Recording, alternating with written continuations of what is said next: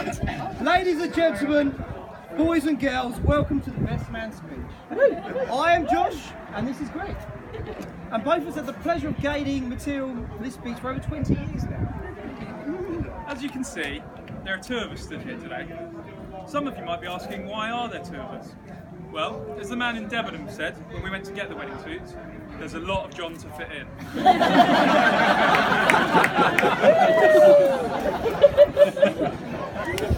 As Sarah and John are both teachers, we run parts of today's speech as a lesson. And it is a lesson, in true teacher fashion, to remind you why you shouldn't like John so much. This means that John, please pay attention, as there may be the odd pop quiz question throughout, just to ensure that you're listening. It's worth mentioning that we're both already very impressed with both Sarah and JT today. Not because of how gorgeous Sarah looks, or how pleasantly acceptable John looks, but because as teachers, it's past 3:30 and it's remarkable you're not at home having a nap. It's also impressive to see how many of us are here today to celebrate. Clearly testament to how popular the bride and groom are, and how poor the weekend team listings are these days. But before getting too deep into the content, we thought it was only right to make some well-deserved thank yous. Firstly, a general catch-all to absolutely all the organisers of today for contributing to creating the most wonderful event, which really is so special to us all. Secondly, to both incredibly generous families for allowing today to happen in the fashion that it has.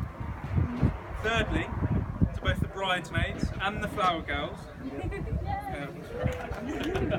for looking so stunning and adorable today. Quite rightly, only outshone by the wonderful bride herself.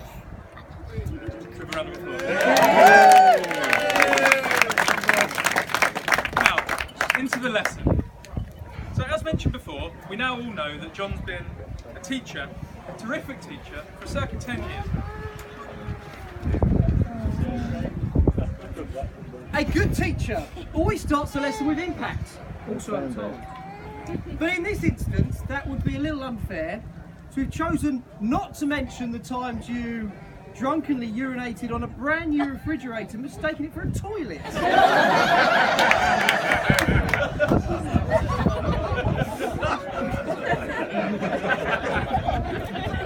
or the time you gave a friendly headbutt to an innocent bystander's shoulder in a kebab shop in Leicester because he got his kebab served before him, even though he ordered before him. Or the time where you simply had to follow rugby club rules and decided to take off all your clothes at a club dinner, forgetting there were sixth form students with cameras lurking in the wings. One of them's over there.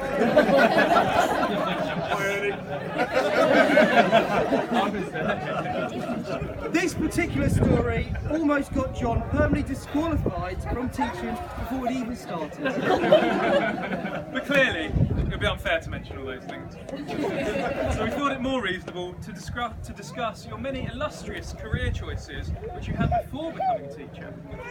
Always well thought through, and always with rationale behind your choices. Jay Tizzle's first foray into life choices was quite frankly what every other young boy of his stature would have dreamt of. Obviously, a career in tap dancing. Unfortunately for us all, this career aspiration died around the time when your voice broke. But like an elephant who never forgets, he's recently rediscovered his love for dancing and is now trying his hand at ballet.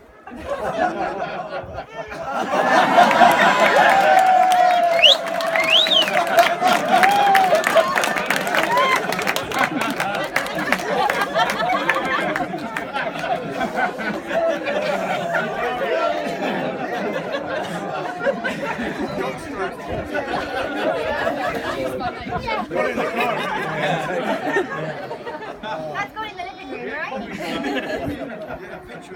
Now, Pila's attention was soon turned when he realised that if he undertook a paper round from his local newsagents, the early mornings meant fewer people in the shop, which in turn meant that he could borrow a considerable number of bags of crisps and confectionery-based snacks.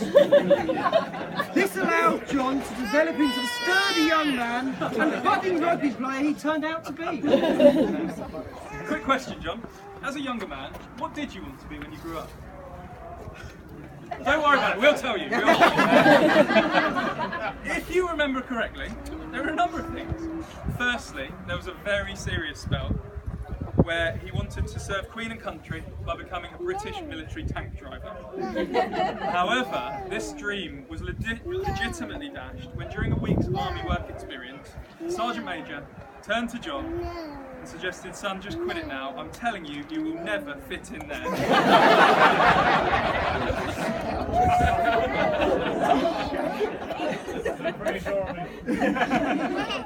There was also the period where you were an aspiring painter and decorator. You coined the grand total of 2 jobs, a mere 5 years apart. And one of those jobs was working with our dear friend Ollie's parents' house. Second was at Charmouth Court, where John, Rob and myself lived for over 5 years. Overexcited and very proud of our new place, I popped home from work one lunchtime with a couple of workmates eager to show off our new pad. The visit was unplanned. John was spending the day decorating in order to get the place up to our incredibly high 23-year-old standards. As we entered the room, it turned out we'd rudely awoken John from a deep slumber on the sofa in his favourite corner position. He claimed he was taking a 10-minute break to read his book.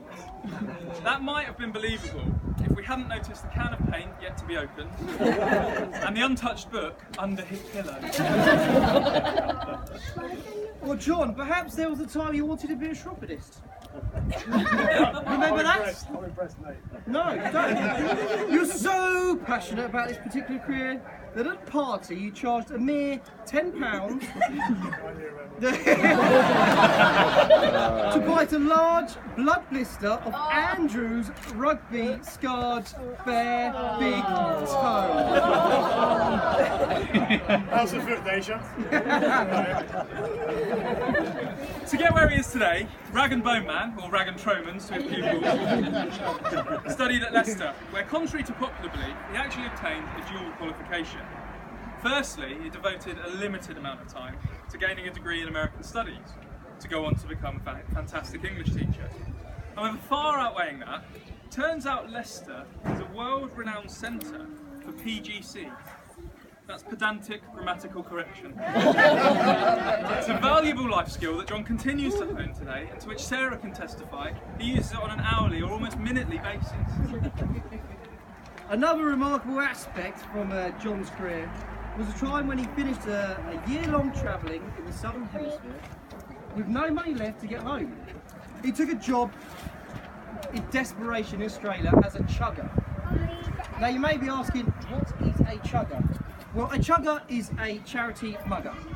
You know, the people who hunt you down in the streets to take your hard-earned money for a charity that they have no affiliation with. The kind of people you intentionally cross the road to avoid. That was John. Now, John's negotiating skills came into a league of their own when he managed to secure a fully funded flight back to the UK, only for him to leave the business 4 weeks later.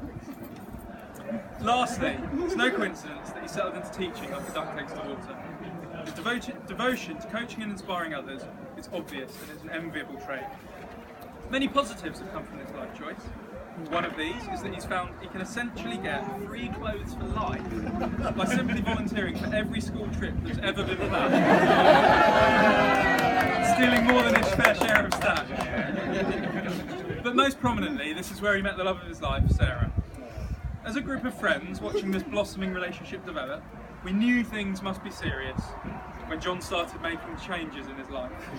The cleaner at the flat stopped leaving notes asking John to wash his towel before he got up and walked out the flat. Now, we went whole evenings when trying to be the new improved John. He wouldn't correct no one's grammar, no how bad it worked.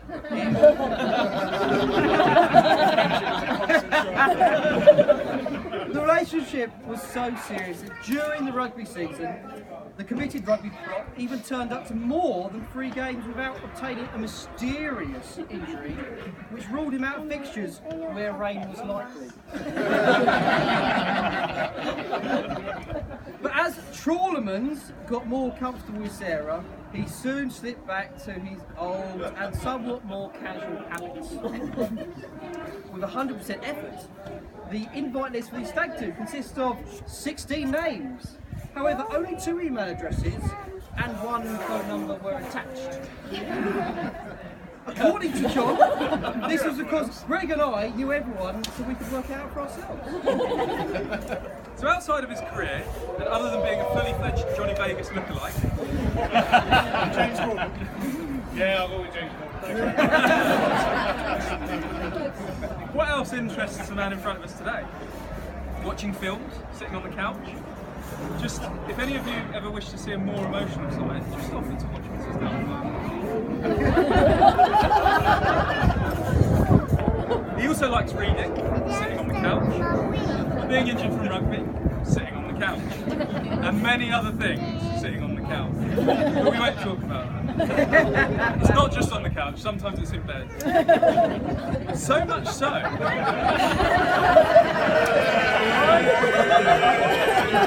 So much so that we often used to think John was half man, half mattress. However, in fairness, he has met his matching Sarah, who could arguably take the title from John in a Who Loves Their Bed the Most competition. We should probably use this opportunity to describe perhaps the most romantic proposal of 2006. It was on the couch. So, as many of you were wondering, so why did JT choose 23rd of June 2016 to propose?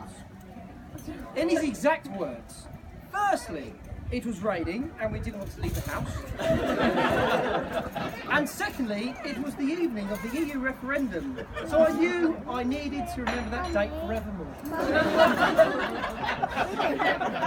So as we start to wrap up, every good lesson contains some advice, and probably some statistics also.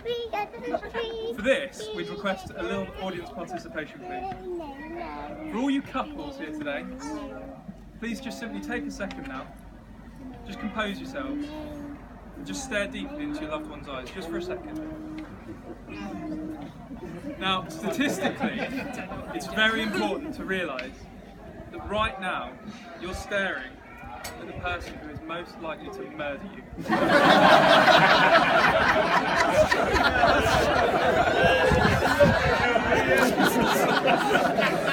So, to offer some advice, Sarah, never steal John's food. Or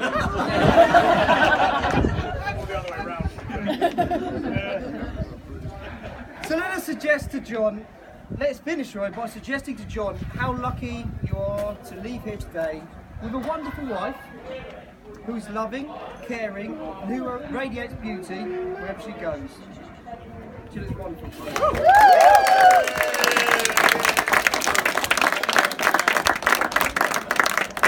And Sarah, how lucky you are to leave here today having gained